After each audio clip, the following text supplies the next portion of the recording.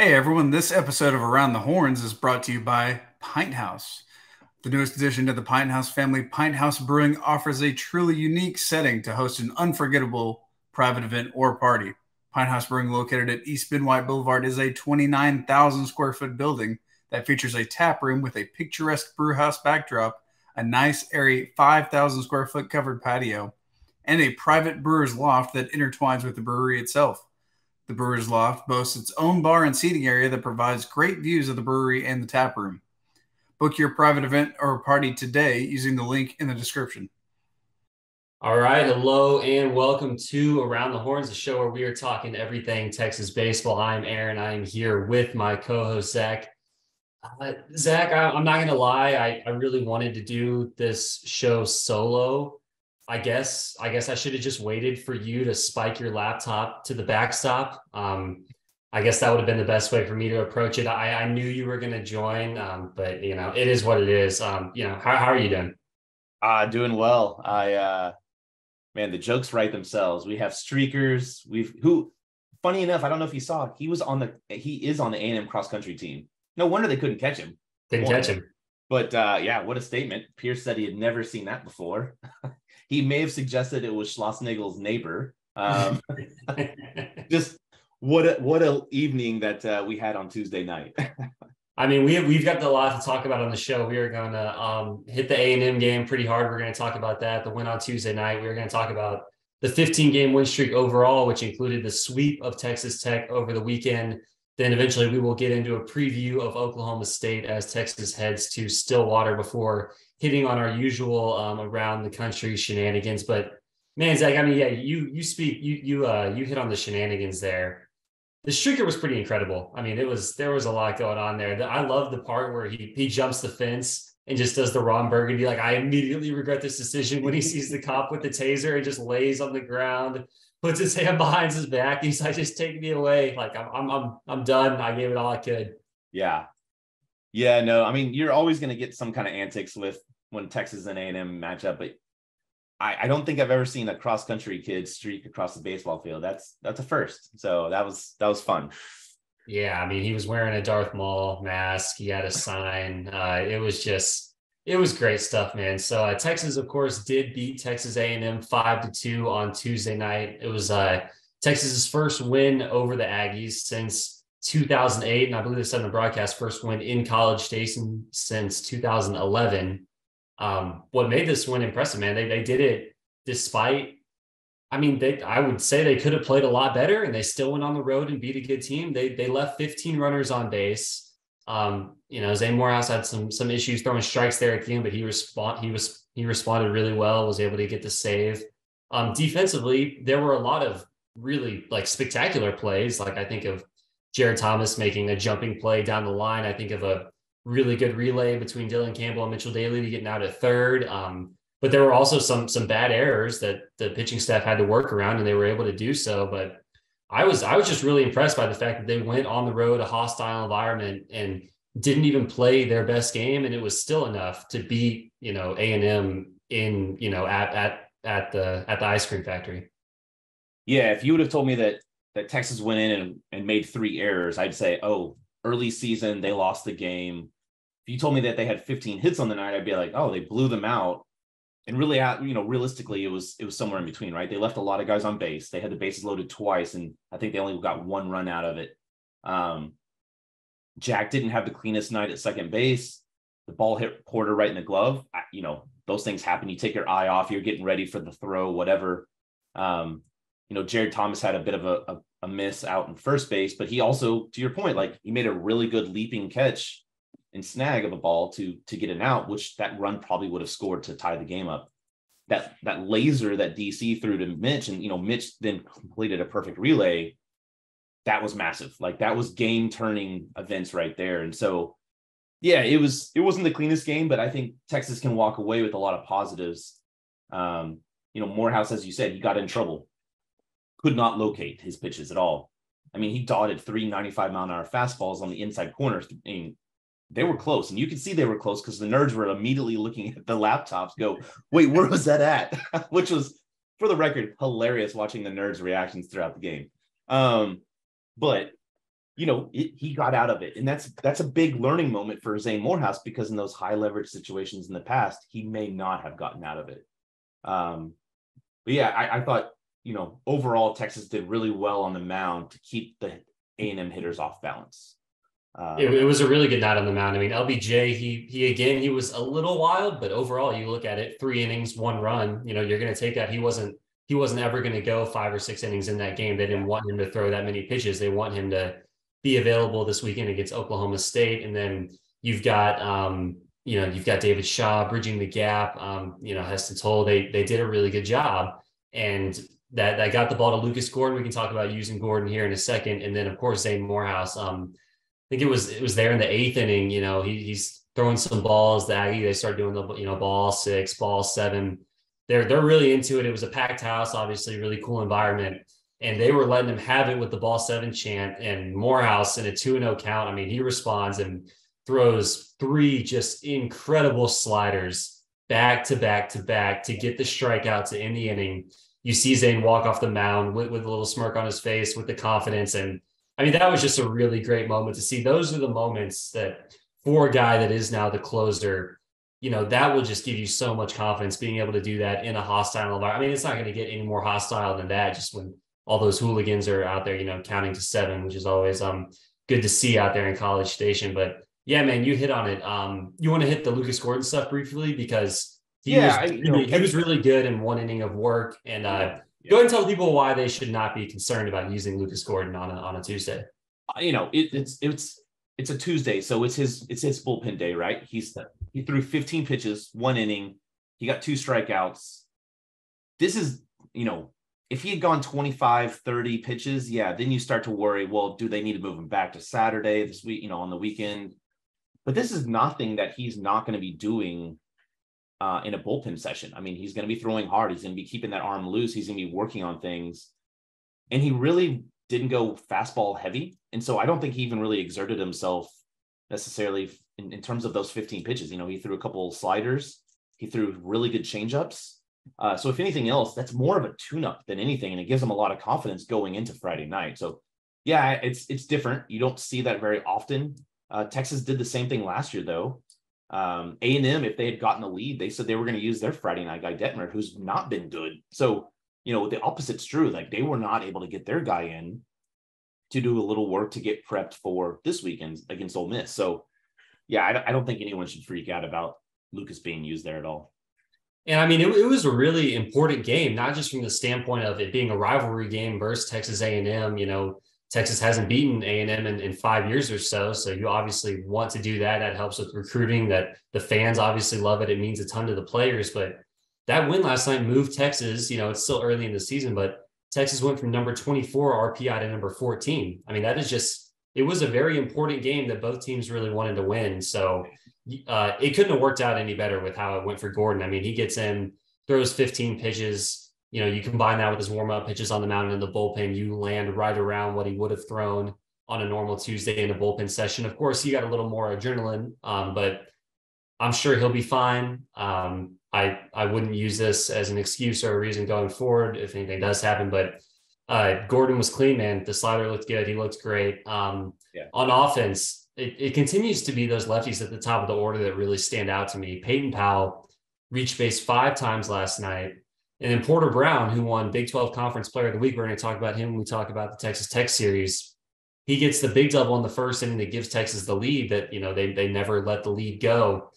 Those 2 guys handle left-handed pitching so well. I mean, we've made jokes about how Texas has run into 1 million left-handed starting pitchers this year, and David Pierce is having to throw batting practice. His arm's going to fall off. I mean, Jared Thomas, he's finally getting to play college baseball, and all he sees is 1 billion left-handed starters, but I think what that did is it made, hitters like Eric Kennedy and Porter Brown and Peyton Powell, it made them comfortable at the plate against lefties. Not to say they couldn't really handle them before, but what they have done this year to where it doesn't even, I'm not even fazed when another team brings in a left-handed pitcher to face those guys. They're just shooting balls to left field, opposite field. They're turning on mistake pitches. And that continues to stand out to me as something that's been a key part of kind of the offense turning it around here and putting more runs up on the board. Yeah, absolutely.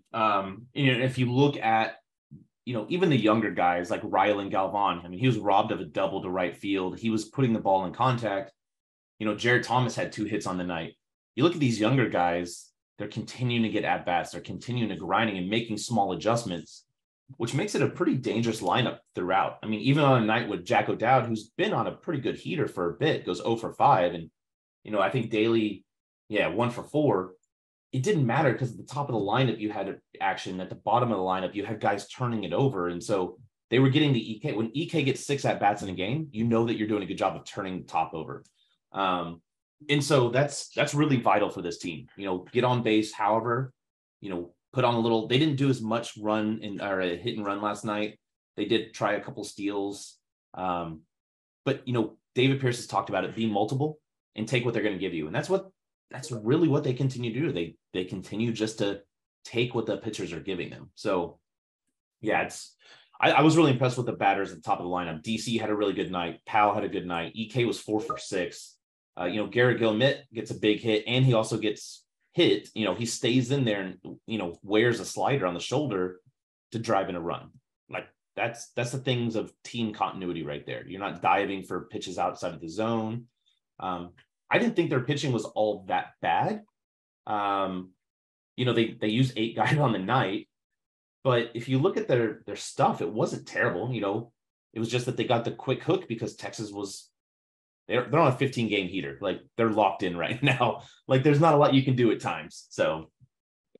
No, absolutely. I mean, it's been a great stretch. They're definitely, that was something we talked about early in the year where it seemed like sometimes opposing pitchers would go out there and they would just have the easiest inning ever, just be 1, 2, 3, really quiet, Texas back out on defense. That just hasn't really been the case anymore. Even the scoreless innings, it feels like Texas is putting together better at-bats to where they're making the pitchers work for outs. They're forcing more pitching changes. They're making them worry about base runners. So all of that stuff has played a big part into this 15-game win streak that has just really turned around the season in a really fun way.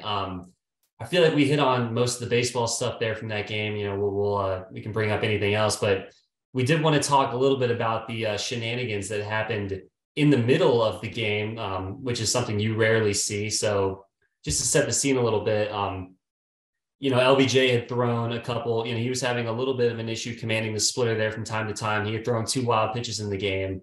And then A&M had a runner on first base, and the guy was clearly trying to steal. And LBJ, to his credit, made a really good pickoff move and was able to nab the runner. And then the next half inning, they have Jim Schlossnagle, the head coach for A&M.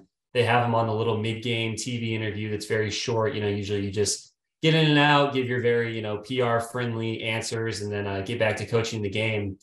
He just kind of brings up almost out of nowhere that, oh, yeah, I don't know, we shouldn't have tried to steal right there. I don't know, we knew he was going to throw a breaking ball, which is funny to say anyway. Just like I knew for a fact he was going to throw a breaking ball. It's like, oh, wow. So you could just easily predict what pitch was coming at any, given time. So I feel like if that was the case, maybe your team should have scored a little more runs or had a little more success against LBJ than just 1 run in 3 innings. But then he says, I shouldn't have had him steal. I should have just, waited for him to throw that breaking ball, which we knew was coming. And then he would have just thrown it to the backstop like all the other ones. All the other ones being 2. LBJ had 2 wild pitches on the night. I didn't have my Excel spreadsheet up, but I think he did throw more than 2 breaking balls in the game. So I don't think it was all the breaking balls that went to the backstop. But yeah, man, I mean, I was able to get the clip and tweet it out, and it just didn't sit right with me. That was just a weird thing for a head coach to say on TV, in the middle of a big game. What has LBJ ever done to that guy? It was just a weird comment that didn't sit right with me overall. What was your first reaction when you kind of heard that? Because I was just like, I almost had to rewind, and I was like, wow, did that really just happen? Because I'd never seen anything really like that in a mid-game interview at the college level. It was very strange. Yeah. So, I mean, if I remember his exact comment, he said, we're running there. So he was acknowledging that the guy has, leaning left. He was taking that quick little, a lot of guys will take that little 1/2 step or hop step. Yeah. He wanted to steal. Yeah. And he said, yeah, we should have just waited for him to throw the next splitter into the backstop. I was just like, really? I was like, you're throwing shade at a pitcher that has given up 1 run in 3 innings. Like, that's okay. Like, that's really weird. Like, you don't ever see coaches kind of just bust out with a comment like that. And you're like, what LBJ's, I don't know that he's ever faced and done anything to TCU in the past or A&M last year. Is like, that's really, really odd because, yes, he does have a tendency every once in a while to throw a splitter to the backstop, but that's because it is a really nasty pitch. And it was funny because during the same half frame, you have Kyle Peterson of ESPN lore and former player building up about how good the difference is between the splitter and the slider and how batters have no idea which one it is until he misses with one.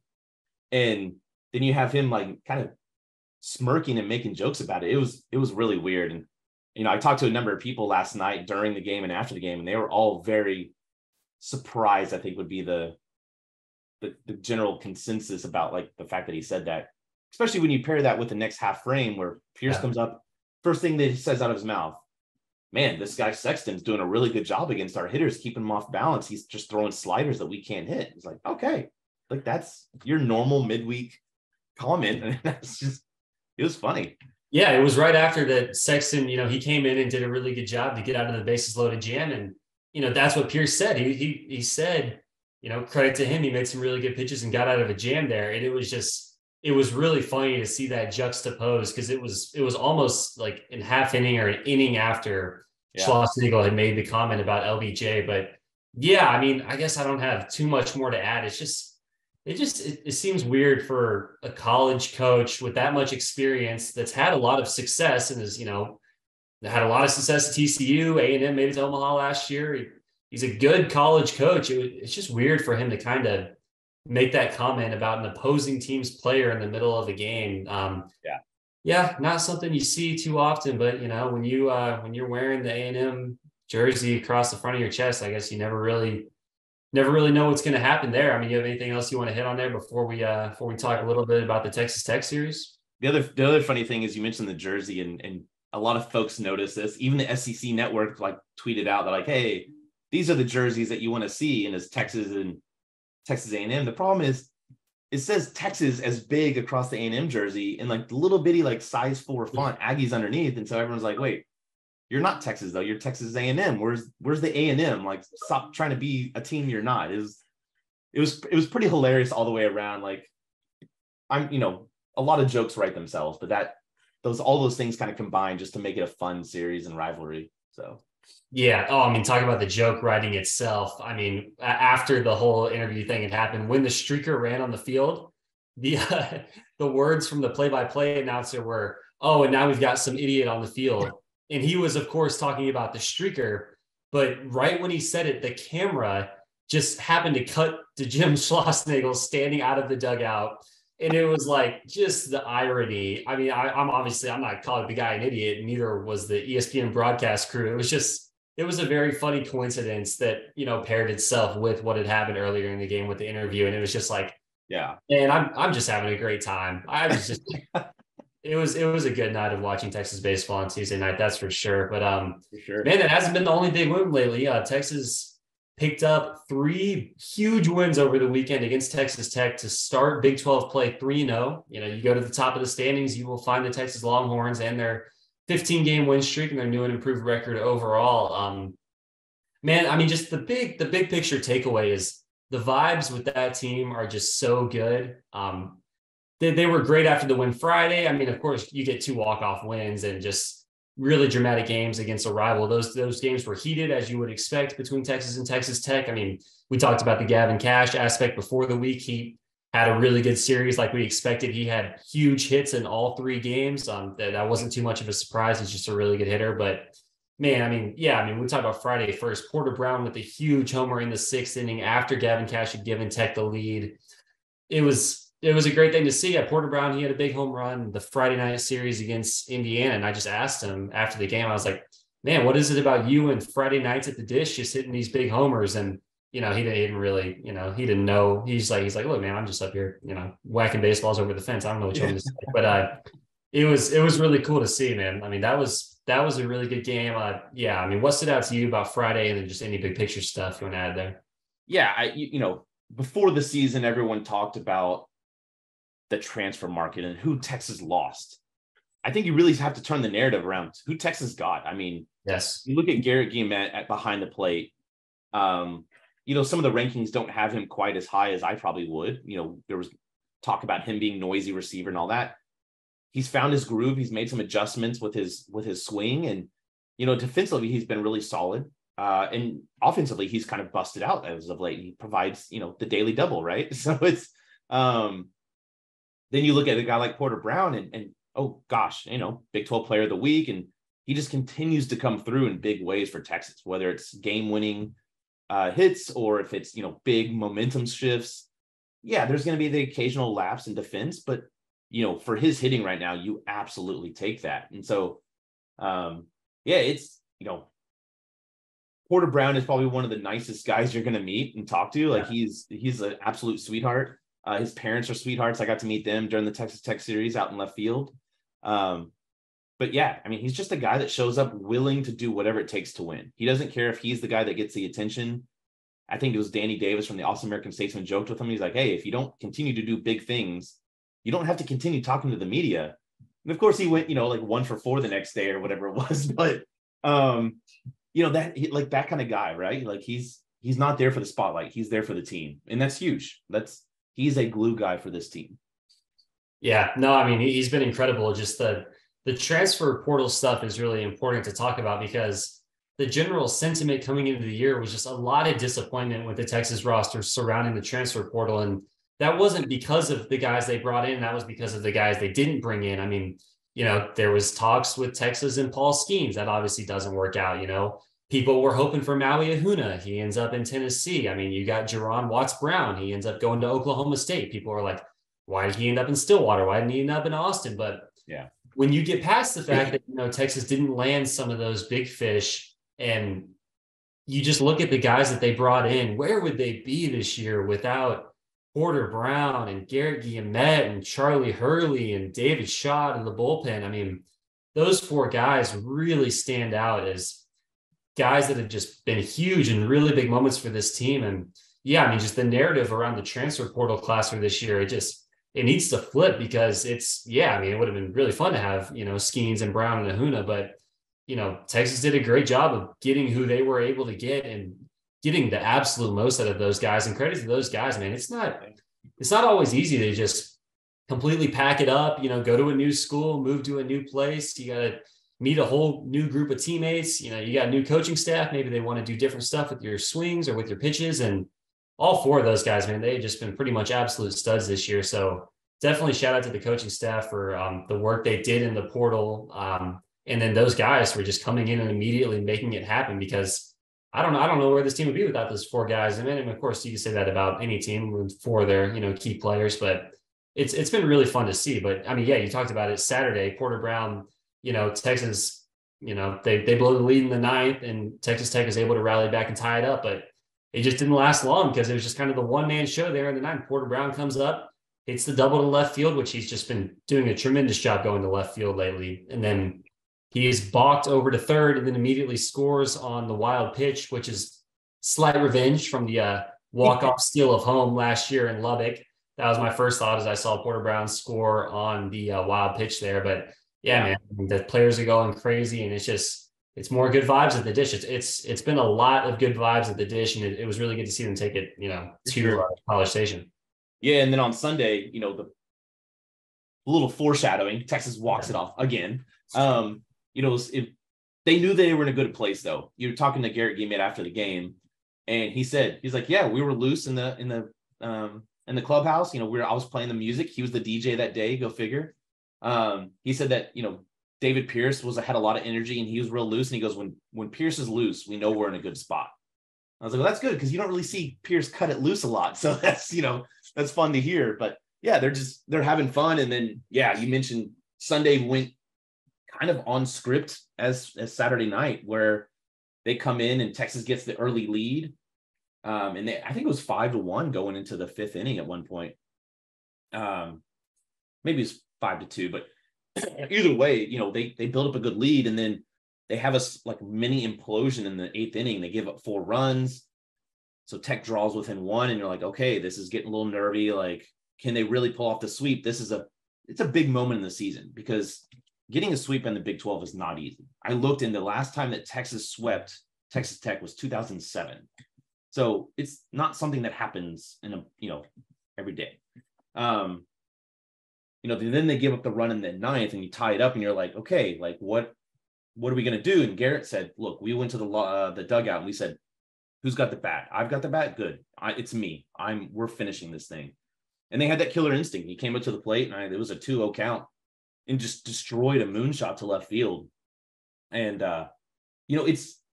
Pierce has talked about this team learning to win.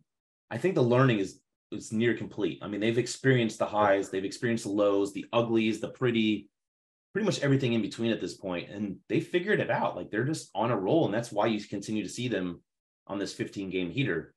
They took some of those early wins that their opposition literally gave them by walking them all over the place.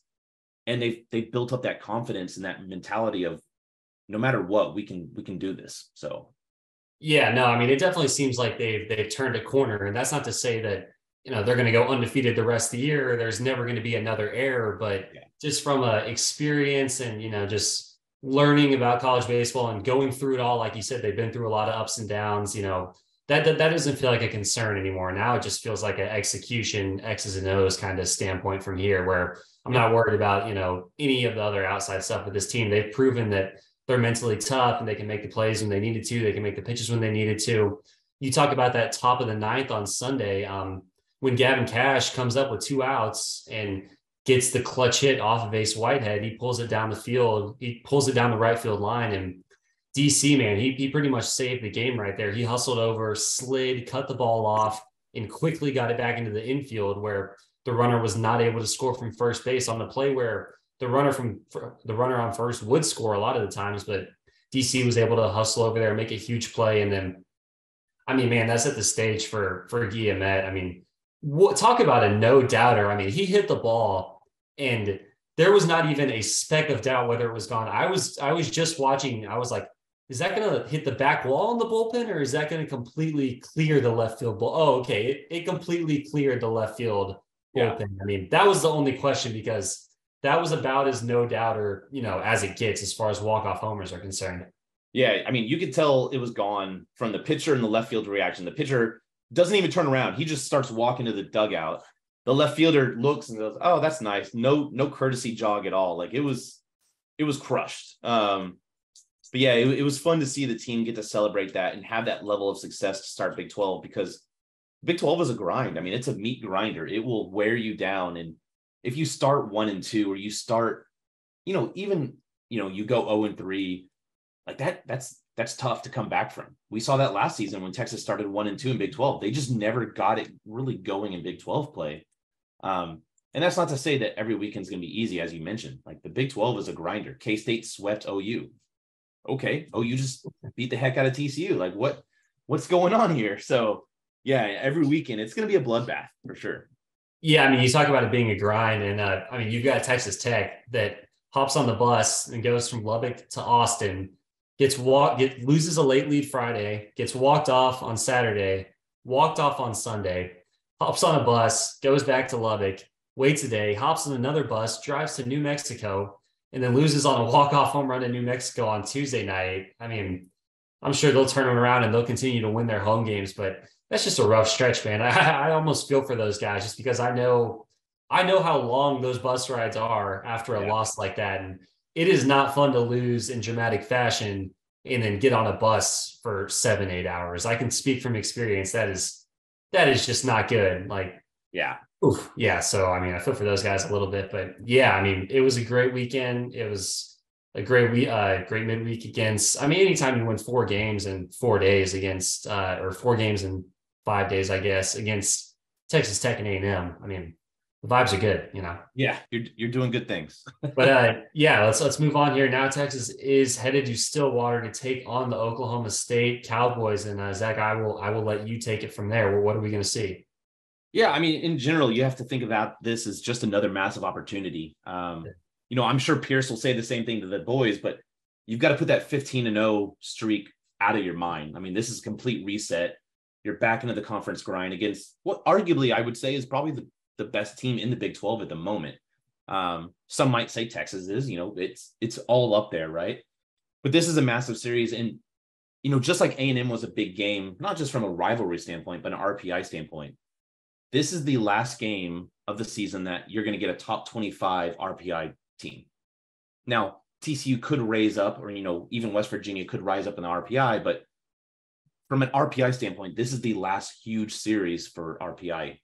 And so you look at Oklahoma State, they're 20-6 on the season. They're 4-2 in conference.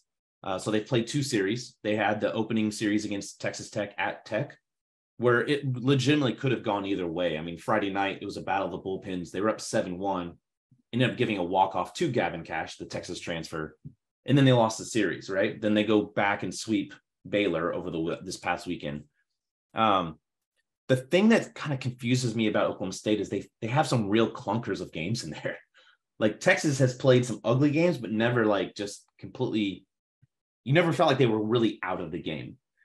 Last night against Wichita, or Tuesday night against Wichita State, they get blanked by Dallas Baptist, 0-8, completely shut down their offense. This is a Dallas Baptist team who just a week ago, they run ruled 20-4 during the midweek. So, it's sometimes I feel like Oklahoma State plays a little bit of a schizophrenic style of baseball. You don't really know what you're going to get night to night. But that said, they've been really, really good at home. And this is in Stillwater, which is not an easy place to play. Beautiful ballpark. If you haven't been, the new ballpark there is absolutely gorgeous. But they're 16-1 at home. So I think, you throw all the records out, this is going to be a tough contested matchup. It's a team that hits the ball really well, and they hit for a lot of power, not surprisingly. Josh Holliday is your head coach. You're probably going to know how to hit. Their ERA is 4.69, which is not great. They have a whip of 1.39, which is decent.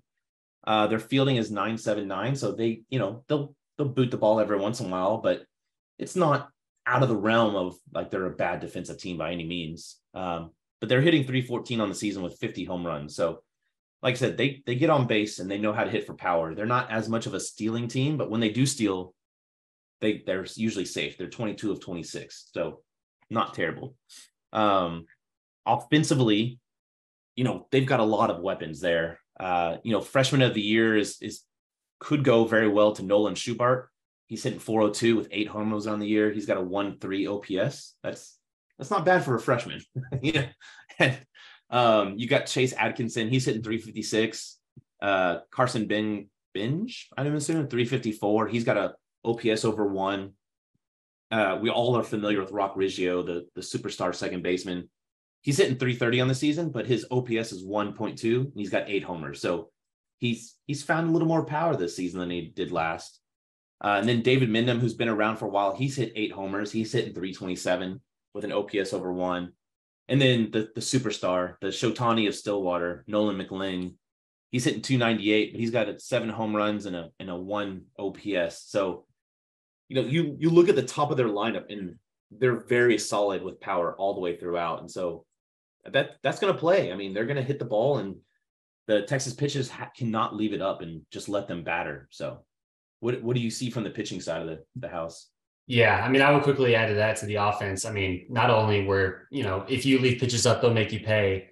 That's going to inevitably happen 1 or 2 times. The key is going to be limit the walks and limit the errors. So when that does happen, it is solo homers, and it's not 3-run homers and grand slams because guys are on base due to walks and stuff. So, just it'll be important to, throw strikes, which is thank you, Aaron, for pointing that out, that it would be important to throw strikes. But yeah, when you've got a big, powerful team and you're on the road, I feel like that is just even more of a factor in these big games. But yeah, from the mound, I went back and watched to see what these starters were doing against Baylor last weekend, and they, we'll see the exact order they go with. They pitched Jerron Watts-Brown on Sunday, and he's their best pitcher. So we'll see if they stick with that or if they shake it back up a little bit. But they went with the junior righty Brian Hendry on Friday. He's got an ERA over 5. He's a transfer from St. John's. He missed all of 2022 with an injury, but he is back now, and he's starting Friday night for Oklahoma State. He throws pretty hard. He can be 93, 96 with the fastball. He's got a curveball. He'll use his changeup some. He's got a slider, so he likes to mix the multiple breaking balls in there. When runners get on base, he's got a pretty quick pinch step, so he does a pretty decent job of limiting the running game, I will say. He likes to use that fastball up. He's a powerful pitcher that he wants to, get ahead in the count and then put you away with a high fastball or a breaking ball in the dirt. Just a classic, big, powerful righty. The curveball is pretty much a 12-6. It can move 1-7 at times. It can blend with the slider a little bit, but yeah, I mean, he's a pretty good arm. I mean, Baylor got to him a little bit. The ERA isn't great so far, so he can be had. He's the guy that you just want to make him come to the strike zone. If you make him come to the strike zone and you don't give him those chases, you're going to have a decent chance to hit the ball hard against him because, he can't leave that fastball over the middle of the plate. Sometimes the curveball will hang up on him from time to time, but he has pretty good stuff. So if he's getting those high fastball chases, he is a guy that could potentially rack up the strikeouts there. I did a comp. I compared him to a broke man, Zach Wheeler, for any MLB fans out there. We've got opening day coming up. I'm repping the Diamondbacks jersey today, of course, because opening day is on Thursday. But yeah, I mean that's not the broke man, Zach Wheeler. That's not a slight towards Hendry. The repertoire reminded me of Zach Wheeler, and I wasn't just going to outright compare him to one of the best pitchers in Major League Baseball. So that's kind of where that come from. Yeah, and then we've got Ben Abram on Saturday. He's a senior righty transfer from OU. This guy is huge, Zach. I mean, he is just talk about an absolute unit. 6'8", 262. He's got like a grizzled beard. Max effort delivery. My first thought was like, man, this guy he gets moving and he's just coming at you, and it's just like that's a big fella coming down the mound. And he's got the big right-handed stuff that you would expect. He's got a good fastball, tight slider, a banger of a 12-6 curveball. Pretty similar to Hendry, I would say. So I would say similar approach there for the Texas hitters. He can be a little wild. My comp there was Charlie Hurley crossed with Mark McGwire, because the height reminded me of Charlie Hurley, the kind of fastball shape, and then the big 12-6 curveball reminded me of Charlie Hurley.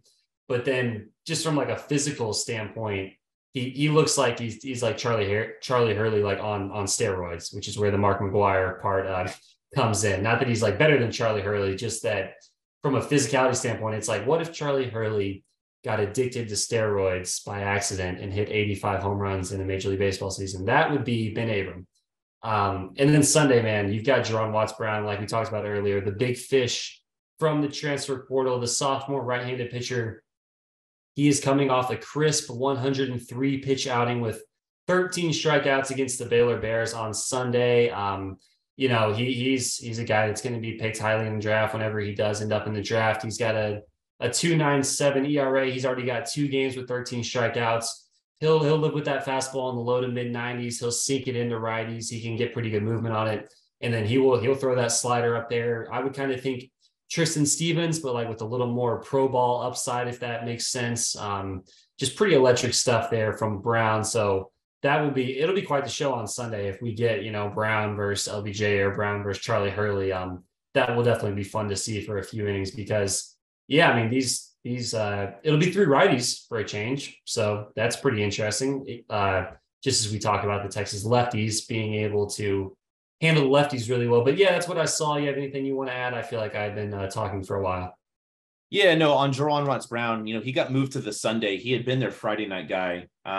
He is their best pitcher. Yeah, he is their best pitcher by far. He had a little bit of an injury concern, and so they gave him 2 days rest and let him sit down, and then brought him back on that Sunday. They didn't end up needing to shut him down for any period of time. So I don't know if he will continue. If he threw 103 pitches, it's possible he moves back to Friday, but I would imagine he will still stay on Saturday or Sunday. But yeah, he's really, really good. I mean, he's a guy that Texas went after, obviously. He's a guy that has he doesn't have a lot of movement in his arm, but he hides the ball really well. And so his stuff starts to blend together and becomes really, really hard to hit. You talked about Ben Abram. He's a transfer from OU. It was always about consistency with him. He could throw really, really hard, and he has stuff. It was just, he was never really able to put it together on a consistent basis. And, whatever he's done at Oklahoma State, he seemed to unlock that kind of potential that he has in that 6'8" frame. He's, as you said, he's a big guy coming downhill at you. And when he releases it, I mean, it's on top of you already. So it will be fun to see a right-handed, pitching rotation for once. But yeah, I mean, Texas is going to have their workout cut out for them. These are guys that throw hard. EK has a tendency to chase balls up in the strike zone at a time. So they're going to have to, lay off and make sure that they're attacking and really find that good balance in between. So, yeah. And of course, if Oklahoma State is able to have a lead late in the game, you can expect Stillwater Shohei Nolan McLean. I mean, he's got a 1.35 ERA in 9 appearances. He is going to come in and he's going to throw 95 and 97, and it is going to be by you. So that's just how it is. So the key will be having a lead before they can turn to Mr. McLean, because that, you don't want to be behind late in the game facing Nolan McLean. That is just not a fun way to play baseball.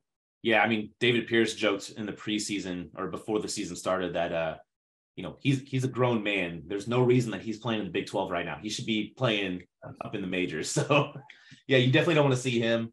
Another guy that they're going to have to watch out for coming out of the bullpen is Isaac Stevens. He's 3-0 on the year, no starts. He's been all out of the bullpen, but 10 appearances. So he's the most grizzled guy with a 1.88 ERA, but a .77 WHIP. So he's not letting you get on base, and he's not letting you, hurt you with the free passes. So yeah, it's going to be interesting. I think, in terms of strength on strength, I think these teams match up really, really well. And from what you've seen, I mean, they're just one game off in the records, but they feel very similar. Obviously Okie State has more power, but it'll be interesting to see how the bullpen for Texas holds up, because they've done a really good job, but they've got some power hitters coming through town, or in town, I guess. So yeah, no, we're going to their town. Yeah, man. I mean, it will definitely be fun to watch. Let's go ahead and make some picks here. We were both wrong, which of course we were happy about. We both went 1-2 against Texas Tech, and Texas comes out and gets the sweep, dunking all over us and the rest of Lubbock in the process, which was great to see. 15-game win streak, coming off an emotional win on Tuesday, heading to Stillwater against a really talented team. Where are you going here? Yeah, I think this series could go either way. I looked at the history, and there's actually a lot more sweeps than I would have imagined in this history between Oklahoma State and Texas.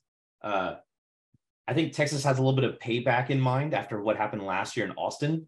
Yeah. I don't even want to begin to think about that 10-run meltdown again, but Texas has done all right in Stillwater over the years. Historically, it's not been terrible. So it's hard to pick a winner, though, than being on the road. So I'm going to go 1-2 with the caveat that I've been wrong with all my predictions. So send me your hate, but for the record, if I'm the anti-jinx, then I'm doing an amazing job. So, and plus they got Nolan McLean. Late in the game, I got to trust that dude to throw up a 0. So yeah, Nolan McLean, man, he is just definitely one of my favorite players in the country. Oh man, this is a tough one. I mean, you know me, I'm usually like, if this is a toss-up, I'm just going to go with the home team. But this Texas team, man, they are on a heater, and it seems like there's just stuff coming into play where every time they need a strikeout, they get the strikeout. Anytime they need a clutch play on defense, it happens. Anytime they need a big hit, it's been happening. So they feel like the guy at the craps table. It's just he's rolling 4, he's rolling 6, he's rolling 11. They're just dancing around the 7, and they are never going to roll it. And I don't want to be the guy that walks away from the craps table when Texas just keeps rolling, 4s and 6s and all these great numbers and 8s out there. I'm going to go 2-1. I'm going to abandon my usual strategy, knowing that, home field's very important. And I have tremendous respect for the talent of Oklahoma State, but this is just me making a pick on vibes, which I will rarely do, but 15-game win streak, man. I'm just gonna roll with it. I'm just gonna do it until they slip up here. I like it. No, like I said, I definitely think Texas has not just the talent, but the ability to beat Oklahoma State. If you look at the pitching matchups alone, it's where I start to begin mixing and matching how that looks. You got Lucas Gordon against the Oklahoma State starter on Friday night. I think that does favor Texas. Yeah. You look on Saturday, and I think about Ben Abram and Travis Staley after his last outing, and I'm thinking, well, who knows with those two guys? Yeah, you could. That's a complete toss up for me. I have no idea, but I'm going to go with the home team, as you say. And then you get to Sunday, and you're starting Jawan Rock Brown. I don't care who Texas is throwing. That to me is kind of the difference maker, being at home and having JWB out there. So again, I think Texas can absolutely do it. And as you said, they've been on an amazing heater, right? So the talent's there. They just have to play consistent, error-free baseball. No, I completely agree with everything you said. And that is sounds like stuff that I would typically be saying. But like I said, I'm going to veer from my usual ways and just go with vibes and in the heater. But yeah, I mean, what else is going on around the Big 12 and around the country this weekend that has caught your eye?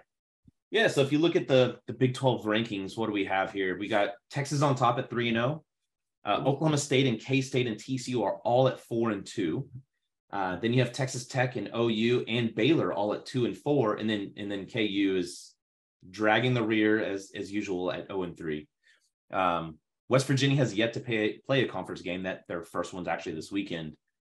But if you look at what we have on tap this weekend, it's actually pretty massive, not just in terms of at the top of the standings, but if you think about long-term positioning, things are really going to shake out after this weekend. You got Texas at Oklahoma State. You have TCU at Texas Tech. That's massive. You know, if TCU is able to win that series, they suddenly are right back in there at worst number 2 in the conference. And then West Virginia and K-State, you know, West Virginia has been on a heater as well. They have a guy that's thrown 4 complete games this season already, and I think 6 starts, which is just silly. But K-State's been kind of a surprise. They swept Oklahoma this past weekend, so now they're right there. And then, you know, the bottom feeders are Baylor and Kansas. But hey, if Baylor's able to get a series win, you know, they're sticking right there into the middle of the field. And they really pushed Kansas into a deep, dark hole. And then the oddest series, I think, in all of Big 12 series this weekend is Stanford is traveling to Norman, Oklahoma to play Oklahoma. Why is Stanford traveling to Oklahoma? This boggles my brain. Someone lost a bet. I'm not sure, like, if there was some back-end deals going on or there's some transfers in play. But Oklahoma's been struggling. And so this is a really bad time to have a really talented Stanford team come in, because Oklahoma is 13-12 on the season now, and they've dropped how many? 5 straight. So yeah, not a good time for Coach Skip to invite Stanford Cardinal to town. Something to watch. And then if you look around the broader game of baseball, I think all eyes are going to be in Baton Rouge this weekend. You have number 10 Tennessee versus number 1 LSU. Dolander, Skeens, Cruz, Tony Vitello going bananas against LSU, the Raging Cajun, the people. It's gonna be crazy. The Tigers in Falls will be a lot of fun. Texas, Oklahoma State's obviously like the number 2 big team or series to watch. Another one that's fun is South Carolina, who's in the not top. Oh, they're number 9, I believe. But they're playing Mississippi State, who's over on the season in series. And I think they've lost 5 or 6 series straight now. Like, they're in a bad spot. They just got absolutely demolished by, I think it was Vanderbilt this past weekend. Yeah. I mean, it was like 44 runs over 2 games. That's ugly. I don't know what happened with them, but it's bad. At one point, Vanderbilt had a player, I think it was Noland. He had 11 RBIs in one game in the 7th inning, and because he had 2 grand slams in the game. So, and it was at Mississippi State. So that just shows you a little bit about where the Bulldogs are at right about now. I will say, I saw a picture of Aaron Nixon the other day on Twitter. He's got a beard. Looks pretty good. I like it. Maybe that'll turn it around for him. Yeah. And then staying in the state of Mississippi, you have Ole Miss, who was swept by Arkansas and swept by Vanderbilt as well, I believe. So you have the state of Mississippi with a combined like 1-9 or 1-8 record on the season in conference. Not pretty. So Ole Miss is going to be playing A&M, which A&M is on a 5-game or 5-game losing streak now. So Ole Miss is coming in after getting swept on the road. It's shut up or put up time right now in the SEC for them. And then obviously the Texas Tech series is really big against TCU just for Big 12 standings. So yeah, Texas Tech, they started out with Oklahoma State, Texas, and then TCU. That's a bit of a gauntlet there for them. So, yeah. You say the same thing about Texas having to start off with Texas Tech and then going to Oklahoma State. But man, I mean, just of course, what pops off to me is just Dolander versus Skeens on Friday night. I mean, I can confirm that there will be my eyeballs on that game with it while the Texas game is happening, because I mean, you just want to watch 2 guys that will potentially be competing against each other for legitimate Cy Young awards in Major League Baseball one day. that is a very special matchup in a great environment at LSU. I will be locked into Dolander Skeens. That is for sure. That is going to be very fun. I think that's pretty much all we got for today. Of course, go ahead and like the video, subscribe to the channel. Got all kinds of good stuff going up on the channel. Follow us on Twitter. You can follow me at Aaron Little OB. You can follow Zach at Zach at the Dish. Interact with us. We love going back and forth with people on there. We love going back and forth with people on orangebloods.com, where you can find all of our written stuff and all of our commentary during games and post games. Zach, what else you got to say about the rest of the stuff going on around the country or just around the globe? I don't know what you got going on, man. What's up? Yeah, no, I'm just I'm ready for another exciting weekend of college baseball. Just glued to the screen and, you know, always following the stat broadcast to see what's happening. I always have my eye on the D1 baseball scoreboard, just catch a peek. Like last night, Texas versus A&M, or Tuesday night, Texas versus A&M are playing. And, you know, it's 11 o'clock at night and I'm watching Facebook Live. I'm watching Baylor face off against Abilene Christian in the 11th inning. You know, baseball junkie here. Sorry. You're sick. That is sick behavior. Seek help immediately. No, I mean, of course I respect it. I'm fired up about all these games. I'm of course fired up about opening day, Major League Baseball. Anyone that knows me knows that I am a Major League Baseball freak. So I was just making fun of Zach, but I will inevitably be locked into Twins Royals on some random Tuesday 3 weeks from now for no reason. But yeah, man, it's a great time to be a sports fan. And yeah, I mean, that's all I got. Everyone have a good weekend. Enjoy all the great baseball. Enjoy all the great sports going on. And then with that, I think we will get out of here. See everyone next week. That's right. Welcome. Subscribe to the channel. Do it now.